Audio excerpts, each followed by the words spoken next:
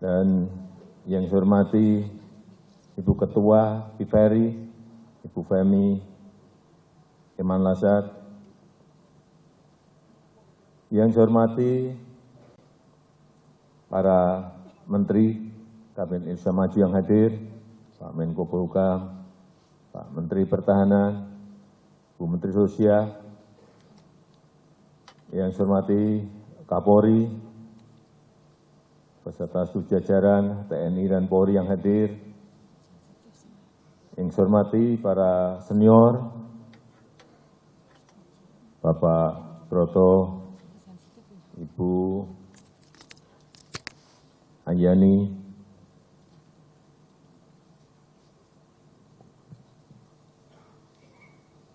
Bapak Ibu sekalian, hadirin undangan yang berbahagia.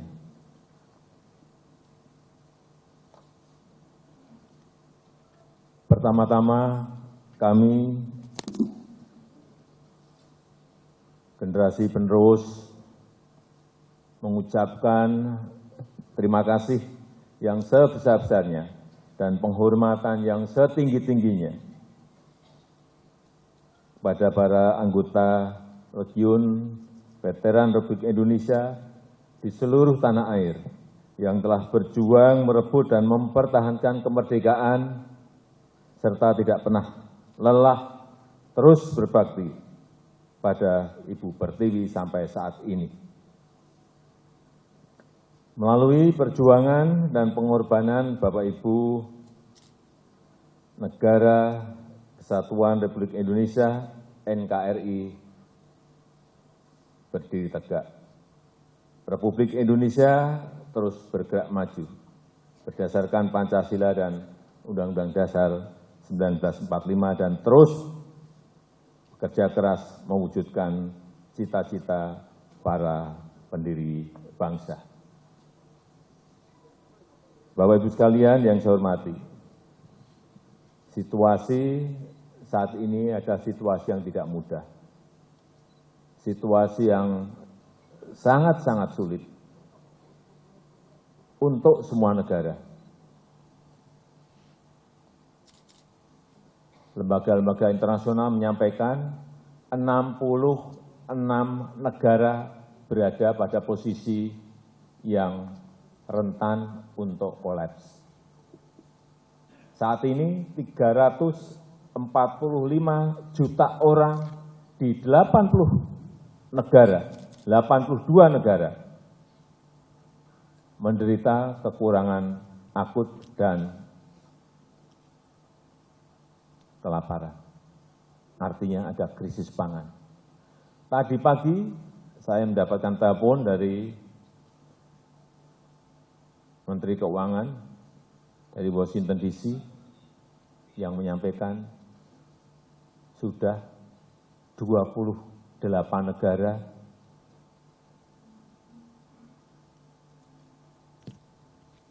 antri masuk sebagai pasien IMF. Inilah kondisi yang apa adanya harus saya sampaikan. Artinya pandemi yang melanda semua negara itu mengakibatkan ekonomi global ini ambruk. Ditambah perang Rusia dan Ukraina. Sehingga krisis pangan, krisis energi, dan krisis keuangan sekarang ini mengintip semua negara. Pada saat saya bertemu dengan Presiden Ukraina dan Presiden Rusia, Presiden Putin, di Kiev, 1,5 jam saya berbicara dengan Presiden Zelensky. Kemudian 2,5 jam saya di Moskow, di Rusia, berbicara dengan Presiden Putin.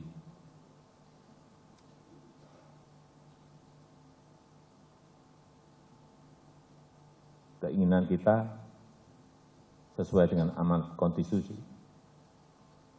ikut dalam rangka menjaga perdamaian dunia. Tapi dari pembicaraan 1,5 jam plus 2,5 jam, saya menyimpulkan perang tidak akan usai dalam waktu yang dekat, masih panjang. Dan inilah yang menyebabkan ketidakpastian ekonomi global. Tetapi patut kita syukuri, sebagian di negara Eropa sudah mulai masuk ke resesi, ini nanti masuk ke winter, mereka akan kesulitan untuk mendapatkan pemanas dari gas, sehingga memang kondisi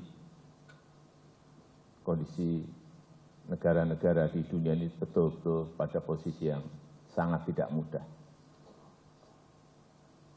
Inflasi naik, artinya harga-harga semua naik, tetapi pertumbuhan ekonominya semuanya anjlok, turun semuanya.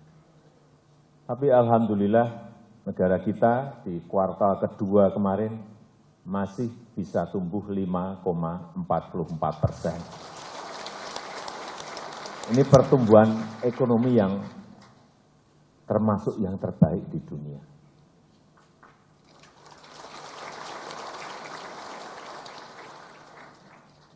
Karena hal-hal yang fundamental, reformasi struktural, reformasi birokrasi terus kita jalankan, meskipun pandemi. Ketahanan pangan kita, alhamdulillah, baru saja 3 bulan yang lalu kita mendapatkan sebuah sertifikat dari International Rice Research Institute yang dinyatakan di situ bahwa ketahanan pangan Indonesia, sistem ketahanan pangan Indonesia pada posisi yang baik dan sudah swasembada beras sejak 2019 yang lalu. Ini yang harus terus kita tingkatkan, sehingga keamanan pangan di dalam negeri bisa terus kita jaga, dan kalau bisa kita tingkatkan, sebagian bisa kita pakai untuk membantu negara-negara lain, yaitu kita ekspor. Karena posisinya dengan perang Rusia-Ukraina, ini ada gandum 207 juta ton berhenti di 2 negara ini. Saya tanya ke Presiden Zelensky saat itu. Ya, kami punya stok di gudang itu 22 juta ton. Dan panen di bulan ini ada 55 juta ton, artinya 77 juta ton ada di Ukraina. Waktu diskusi dengan Presiden Putin, beliau juga menyampaikan kami punya stok 130 juta ton. 130 ditambah 77 berarti 207 juta ton berhenti di kedua negara karena perang. Sehingga Afrika dan negara-negara lain yang membutuhkan gandum semuanya berada pada posisi kesulitan dan harganya naik. Inilah kondisi yang kita semuanya harus menyadari dan bersyukur bahwa urusan pangan di negara kita dapat kita kelola, kita kendalikan dengan baik, sehingga tetap terjaga baik stabilitas harga maupun pasokan stoknya. Kemudian hal fundamental yang paling penting, yang ini akan memberikan sebuah daya saing yang baik bagi negara kita kalau berkompetisi dengan negara-negara yang lain, yang sudah juga sering saya sampaikan, yaitu infrastruktur. Tanpa itu jangan kita bermimpi bisa bersaing dengan negara-negara lain. Sehingga kenapa jalan kita bangun, bandara kita bangun, pelabuhan kita bangun, bendungan kita bangun, irigasi kita bangun secara masif, karena memang kita ke depan ini akan bersaing dengan negara-negara lain. Dan ini ada hal yang fundamental, meskipun mungkin awal-awal sakit, tetapi dalam jangka 5-10 tahun yang akan datang akan kelihatan manfaat dari pembangunan yang kita lakukan pada hari ini. Termasuk yang ketiga adalah hilirisasi, industrialisasi.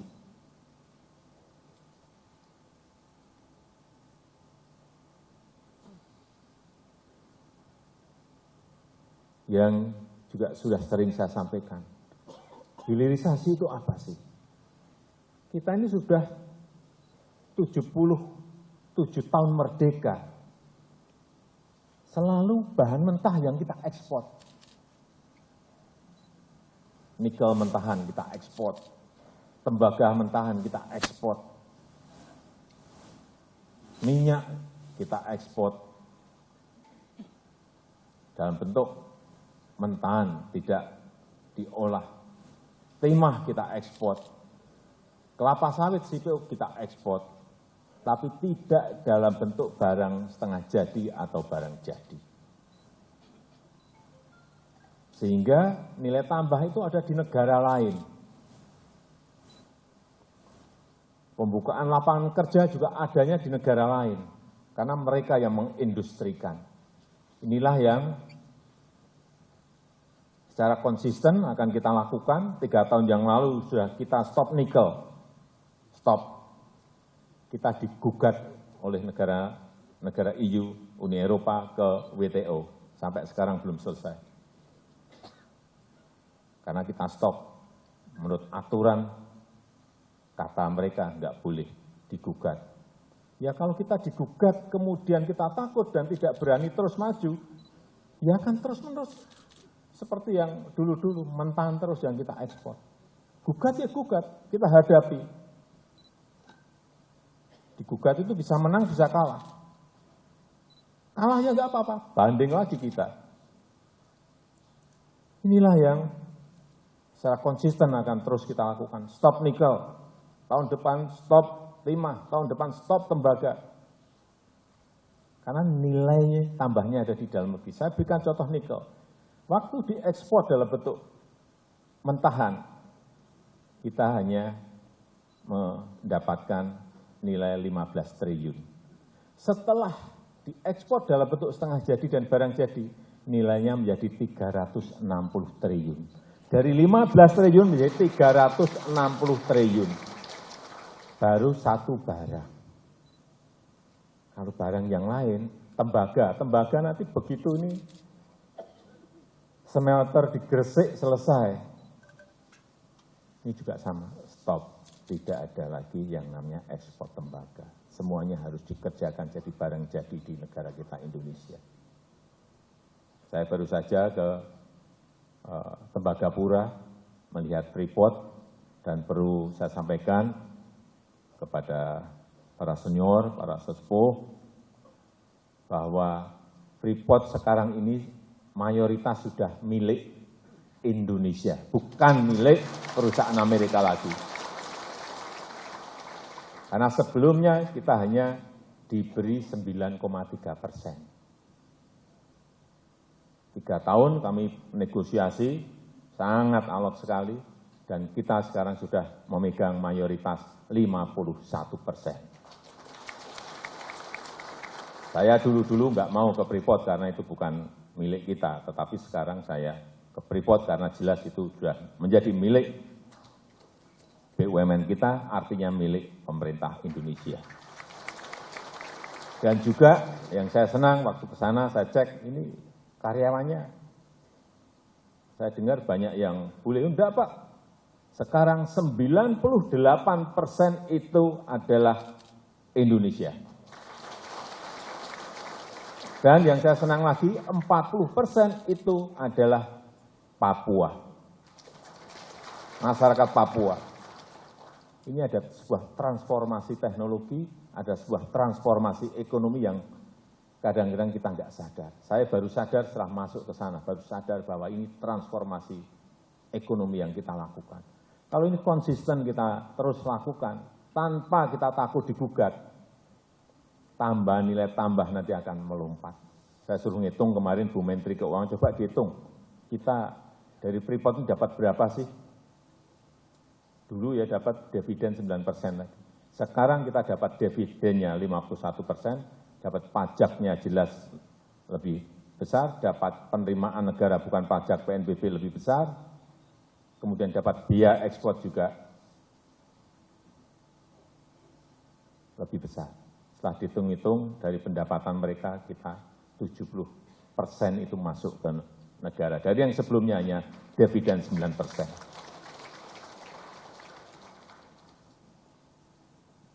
Kemudian juga blok rokan. Kalau Freeport itu sudah 51 tahun dikuasai oleh Freeport McMoran dari Amerika.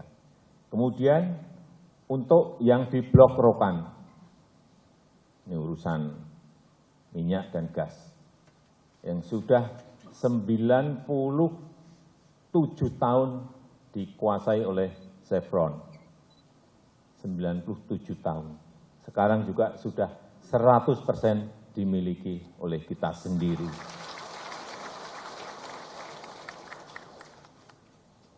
Saya belum ngecek ke sana. Kan dalam bulan-bulan ke depan saya ingin cek apakah ada peningkatan produksi, peningkatan income dari pengambil alihan seperti ini. Saya yakin sekarang anak-anak muda kita, SDM kita, saya merasa sudah siap dalam pengambil alihan seperti itu. Ini akan terus kita lakukan sehingga target dari yang sudah kita hitung nanti di tahun 2030-an Indonesia akan masuk nomor 7 GDP yang paling besar dunia. Dan pada saat Indonesia emas, hitungan kita sudah masuk ke 4 besar atau 5 besar ekonomi dunia. Asal konsistensi ini terus kita jaga. Siapapun nanti pemimpin, presiden negara ini, konsistensi itu harus kita jaga dan terus kita ingatkan. Jangan kembali lagi ke ekspor mentah lagi. Hati-hati, kita semuanya harus mengingatkan ini. Meskipun sekali lagi kita digugat. Tapi kalau kita digugat, ragu-ragu dan mundur lagi, kapan lagi kita akan bisa menikmati komoditas-komoditas yang dan kekayaan alam yang dimiliki oleh negara kita. Saya rasa itu yang ingin saya sampaikan dalam kesempatan yang baik ini, dan dengan mengucap bismillahirrahmanirrahim, pada siang hari ini saya resmikan pembukaan Kongres ke-12 Legiun Veteran Republik Indonesia LVRI dan Munas ke-11 Persatuan Istri Veteran Republik Indonesia PVRI. Terima kasih. Wassalamualaikum warahmatullahi wabarakatuh.